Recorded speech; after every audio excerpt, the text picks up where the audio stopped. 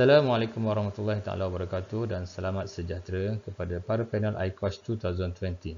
Saya Muhammad Azli bin Kasan daripada Politeknik Port Dickson Negeri Sembilan, Malaysia ingin membentangkan kajian analisis bebanan hentakan paksi dinamik terhadap aluminium alloy berdinding nipis tiub terisi busa polimetil akrilamid. Pengenalan. Kajian penyelidikan terhadap perilaku kehancuran paksi struktur berdinding tipis yang berfungsi sebagai prestasi penyerapan tenaga. Hasil kajian adalah untuk mencapai tahap tenaga yang diserap bagi keadaan bebanan hantaman dinamik, di mana faktor pentingnya adalah dengan menggunakan busa sebagai bahan pengisi yang diisi di bahagian berongga tiub. Dari kajian sebelumnya mengenai kecekapan tenaga struktur, kecekapan dalam penyerapan tenaga perlu dipertimbangkan kerana kemalangan pada struktur haruslah memberi kesan lebih kecil daripada jisim yang akan mempengaruhi nilai inersia yang lebih rendah. Kajian penyelidikan terdahulu. Menurut Santos dan Wibitsky dan Santos et al., kesan pengisian busa pada rencangan tiang persegi berdinding nipis melalui simulasi berangka dan eksperimen kuasi-statik. Pengisian busa meningkatkan daya bebanan dari dalam dan meningkatkan penyerapan tenaga, juga meningkatkan penyerapan tenaga terhadap nisbah berat struktur. Menurut Z et al., ketumpatan busa yang lebih tinggi dapat meningkatkan daya beban tiub silinder berisi busa. Pengisian busa aluminium meningkatkan penyerapan tenaga spesifik struktur. Bagi keseluruhan kajian penyelidikan terdahulu, ketahanan gelanturan tiub dengan 3 keping pengisi lebih tinggi daripada satu bahagian pengisi. Untuk struktur di bawah lenturan, penyerapan tenaga dan rintangan lenturan sangat penting ketika mempertimbangkan kelayakannya. Walaupun pengisian busa aluminium meningkatkan ketahanan lenturan laju berdinding nipis, didapati tiang yang diisi dengan busa aluminium gagal lebih awal daripada tiang tanpa pengisi, yang membatasi penyerapan tenaga struktur. Objektif kajian. Yang pertama, mengembangkan model unsur terhingga tiub sel berganda yang diisi dengan busa polimer dalam susunan sel dalam struktur dalaman tiub. Yang kedua, mekanisme ubah bentuk dan kegagalan dianalisis dan hasilnya dibandingkan dengan bahan pengisi susunan dua jenis yang dipenuhi busa. Metodologi. Simulasi berangka menggunakan analisis unsur terhingga memungkinkan pelbagai peningkatan. Proses simulasi mempunyai dua perbezaan komposisi tiub. Yang pertama, sel berganda A dengan sel satu berpusat di tiub berdinding nipis tengah seperti gambar rajah type A, dan yang kedua adalah sel dengan keratan rentas 45 darjah seperti di rajah. Metodologi. Model unsur terhingga. Unsur kerangka digunakan untuk memodelkan struktur di mana 5 titik integrasi dipilih untuk setiap analisis di simulasi. Umumnya, unsur kerangka 3 dimensi boleh didapati dengan 3 formulasi yang berbeza, hanya melibatkan ukuran nipis dan ketebalan model sahaja. Parameter penghancuran dan sifat bahan. Kekuatan mekanikal dengan magnitud 500 Newton digunakan untuk memulakan proses penghancuran. Besarnya beban sebenarnya tidak kritikal kerana abakus akan melaporkan beban tekuk sebagai pecahan beban yang dikenakan. Parameter penghancuran dan sifat bahan. Jadual 1 menunjukkan dimensi pemodelan unsur terhingga bagi dua jenis type A dan B yang melibatkan panjang, width, outer, velocity dan juga thickness. Analisis dapatan kajian. Hentaman dinamik pada 10 dan 20 meter per saat secara paksi ke permukaan analitik pelat rata. Dan rajah 2 menunjukkan lengkungan data tegangan bahan yang dihasilkan.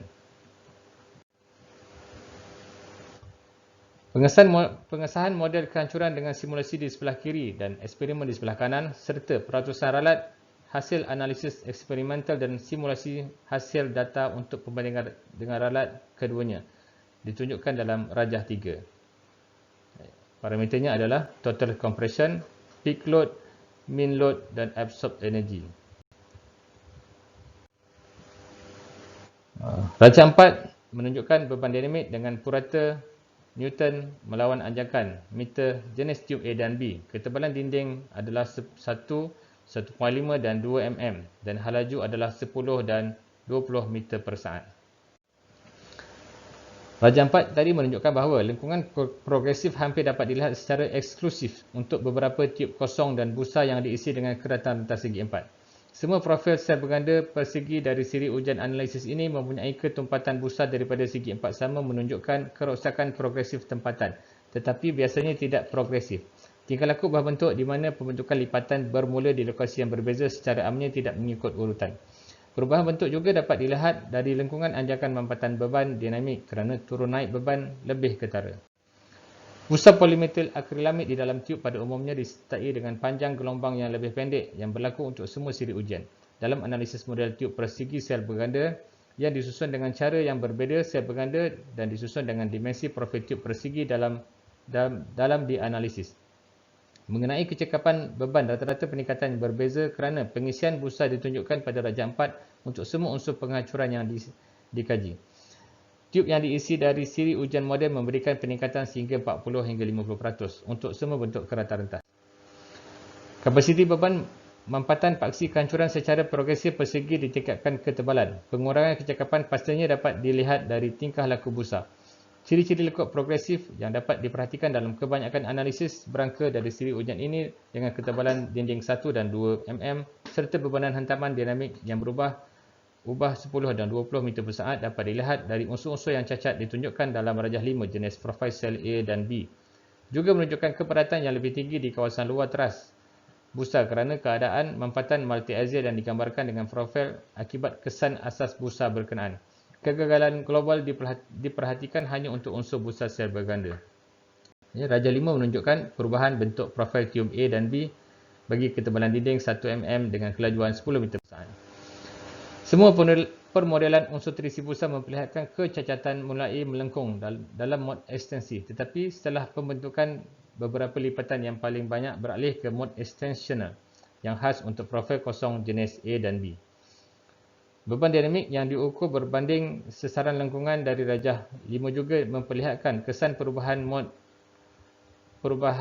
ubah bentuk dengan jelas. Model unsur sel berganda menunjukkan turun naik beban yang ketara semasa kitaran perbeza beban disebabkan oleh mod lipatan ekstensif yang diikuti oleh perbezaan kecil antara beban maksimum dan minimum disebabkan oleh ubah bentuk lekuk dari tiub alloy yang diekstrusi. Tambahan pula, lengkungan beban dinamik berbanding sesaran menunjukkan kemajuan yang hampir stabil dari kekuatan penghancuran yang berubah-ubah di sekitar nilai yang lebih kurang sama, dengan syarat ketumpatan busa rata-rata tidak terlalu tinggi.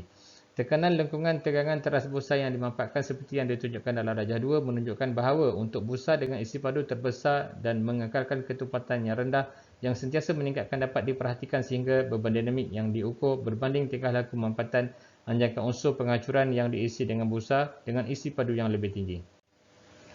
Ketiga-tiga nilai tenaga berbeza dibandingkan dan dipertimbangkan dalam grafik yang ditunjukkan pada rajah 6 di mana tanpa busa dan terisi busa dengan variasi ketebalan dinding masing-masing 1, 1.5 dan 2 mm. Hasil ini menunjukkan bahawa penyerapan tenaga meningkatkan apabila ketebalan dinding meningkat dan pengisian busa yang dimasukkan ke dalam tiub berongga juga meningkatkan tenaga dalaman dan tenaga yang diserap serta kecekapan beban. Rajah 6 menunjukkan tenaga yang diserap itu unit joule melawan anjakan meter jenis profil A dan B. Ketebalan dinding adalah 1, 1.5, 2 mm dan kecepatan adalah 10 dan 20 meter per saat. Kesimpulan. Model hasil ujian yang ditunjukkan di sini mengesahkan bahawa tahap beban purata yang berkaitan dengan jisil dapat diperbaiki dengan mengisi anggota tiub dengan busa polimetil akrilik. Penambahbaikan ini sebahagiannya dapat ditelusuri kembali kepada pemampatan paksi dari teras busa itu sendiri.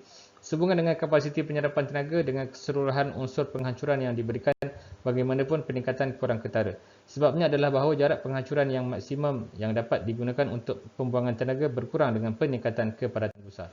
Walau bagaimanapun, semua pertimbangan yang dinyatakan di dalamnya terbatas pada tingkah laku unsur penghancuran yang dibebankan secara dinamik dan dipenuhi dengan busa polimetil akrilamid. Selanjutnya, pengaruh harus diteliti dengan lebih terperinci kerana diharapkan dapat mempengaruhi keupayaan penyerapan tenaga unsur-unsur penghancuran yang diisi. Berkenaan dengan reka bentuk unsur penghancuran komposit dioptimumkan secara optimum, kaedah berangka juga dapat digunakan yang memungkinkan untuk mendapatkan lebih banyak mekanisme dan proses berbentuk plastik yang kompleks. Sekian, terima kasih. Assalamualaikum warahmatullahi wabarakatuh.